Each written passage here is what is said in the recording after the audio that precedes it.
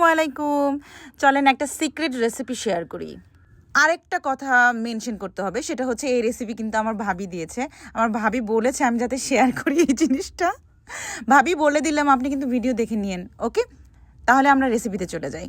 আমি 2টা রসুন নিয়েছি। রসুন নিয়ে আমি সেগুলো সরিষার তেল দিয়ে ভেজে নিয়েছি ভালো করে। তারপর আমি শুকনো মরিচগুলো এভাবে দেখেন আমি সবগুলো মিশিয়ে নিচ্ছি।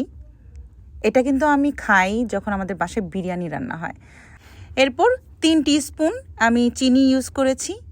আর চিনি ইউজ করার পরে এটা আপনারা অবশ্যই স্বাদ মতো দেবেন। আর এখানে যে হাফ টিস্পুন আমি লবণও দিয়ে নিচ্ছি, লবণ অবশ্যই স্বাদ মতো। তারপর আমি 2টো লেবু ব্যবহার করেছি, লেবুর রস আর কি। এখানে এই লেবু রসের সাথে আপনি পানি অ্যাড করে নেবেন, তারপর একটু ভালোভাবে মিশিয়ে নেবেন। এই যে দেখেন, দেখতে কিছুটা এরকম হবে, এই যে পাতলা, এত ঘন নয়। এটা আপনারা বাসায় অবশ্যই ট্রাই করবেন।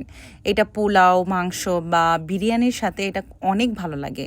মানে আপনার মুখের স্বাদটা বাড়িয়ে তোলে, আপনি অনেকগুলো খেতে পারবেন। আপনাদের কাছে কেমন লাগলো এই রেসিপিটা? আর কে কে বাসায় ট্রাই করে খাবেন বা খেয়েছেন, জানেন চিনেন, অবশ্যই আমাকে জানাবেন। সবাই ভালো থাকবেন, সুস্থ থাকবেন। আল্লাহ হাফেজ।